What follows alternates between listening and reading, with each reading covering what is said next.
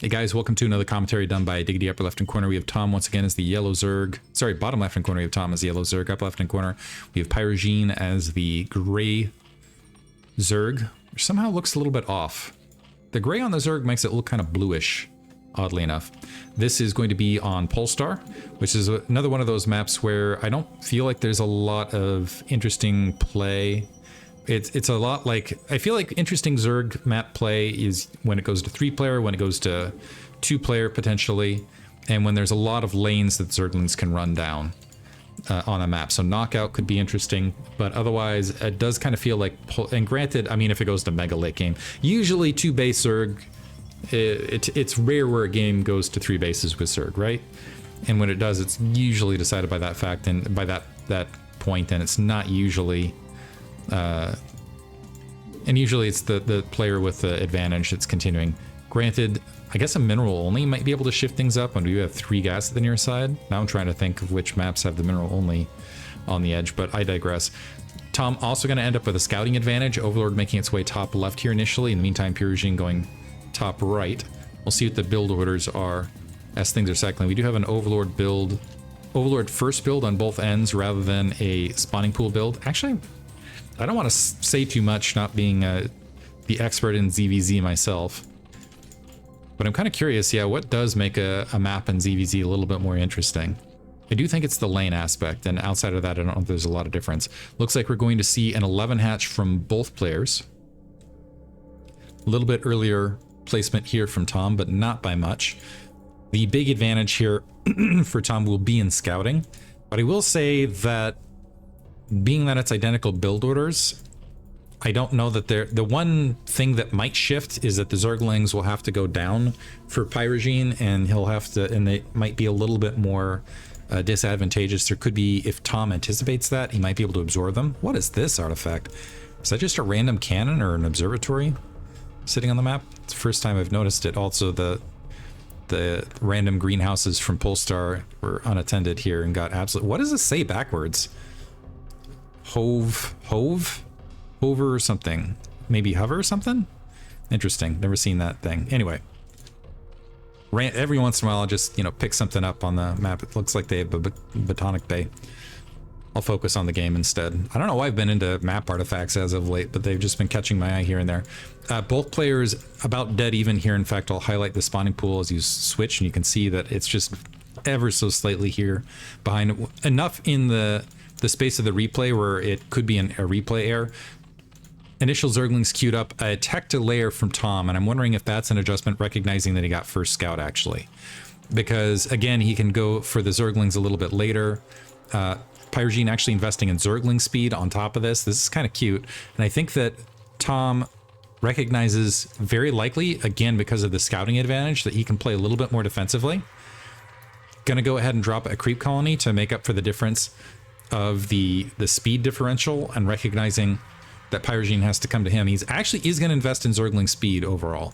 So he's not saving the 100 resources to get the Spire or an extra, get the Spire a little bit. Actually, I don't think it would make it plant faster because you still got to wait an hour. But you could get an extra Mutalisk or +1 weapons or +1 armor on the Mutalisks a little bit more rapidly. A lot of the Zerglings fanning out. Again, Pierozan just kind of hoping for the best. Second Overlord in position. This Overlord just barely making it towards the main. And Pierozan knows the location because of the Overlord direction, but again, has no other information. So kind of walking into a trap right here. And Tom's dropping a creep colony. Doesn't need to drop, actually. Might want to cancel that. Is he going to seriously let that second creep colony finish? I guess more Zerglings are coming out in mass. So 2 additional creep colonies here for Tom on the front to go ahead and invest and negate this. And this is, oof, okay. So this kind of forces Pierozan into a situation where if he's invested this heavily into Zerglings and it's going to be that much later, the Spire is almost halfway ahead here. He really should likely, rather than continuing to build Zerglings here, should invest maybe in an evolution chamber. But it looks like right this second, he still is piling the Zerglings out.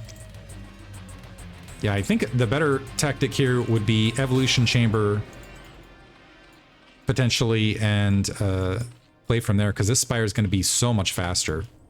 And also Tom should feel, yeah, he's going to go ahead and start sinking money in drones until that spire is complete. So maybe another few larvae, then he might want to save at least a chunk of minerals so he can go ahead and get at least a Mutalisk into the air. He's building a few additional Zerglings. Pierozan looking for that timing against when the spire would hatch. These 3 sunken colonies can do a lot of work, and also their positioning.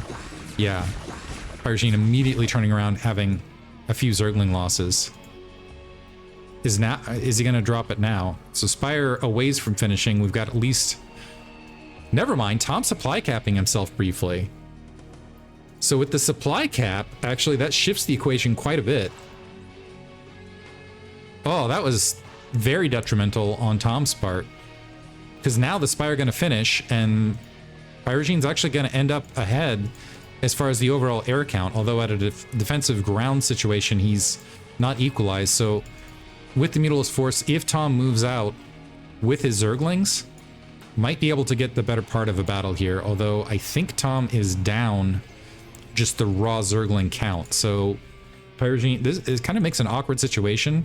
You can see the Overlords trying to track Overlords right this second, where I don't know that Tom will want to move out too far. Yeah, and I think Pierozan recognizing that at close side. These Zerglings can provide tracking on the ground on top of a lot else, and they are otherwise a decent threat. Looks like the Mutals just to engage mid-map, going to pick away at the Zerglings as best they can. Moving out to go ahead and try to provide some protection. 4 Mutals to the north, holding. This is the big advantage of Zerglings on the ground right this second, is it just provides that superior spotting. Pierozan making his way up. It's going to be 5 with some additional troops in between. That might result in a superior battle, but Tom microing very, very well. And now re-engaging. And I think with that rally and better focus fire, he's going to end up ahead in this exchange. So Pierozan, despite being at a close reinforcement point and having some better information, faltering there a bit. And I thought, yeah, he had the Zergling that showed the Mutalisk coming back across. He's drawn his Zerglings back to the main right this second, which I don't think is their best use. I think their best use right this second is to have patches of them all over the map, like so, to just keep eyes on the Mutalisk positioning across the board. Now Tom has surged up to 20 workers. He's got a 3-worker lead. +1 weapons is building faster, and again, he's got that air lead. So we got 6 Mutalisks versus 5, one of them heavily damaged. And I think more than that. Yeah, we got more that are still spawning and regrouping. It looks like Tom moving up in this instance needs to be careful on that exchange. Microing back and forth. Again, getting some good damage. And Pierozan should not be engaging this. Now going for a counterattack with those Zerglings. Yeah, now all Tom has to do is, yeah, get a drone or 2, draw back towards the main. And he's got at least a Mutalisk here to deal with the Zerglings on the low ground. This is kind of a Hail Mary here from Pierozan. Tom does need to attack with the Zerglings. That Zergling force absolutely getting wrecked. Goodbye, and that should be GG overall. Just too many Mutalisks remain, and we got a counterattack with Zerglings. Yeah. It's got to be frustrating here. Fortunately, I do not speak whatever that was to be able to get the translation. I'll try to get it for you in game 3, presuming that it's not. Presuming that it's kosher. Hope you guys enjoyed it. Tom now up 2-0. Move to game 3. Thanks for listening.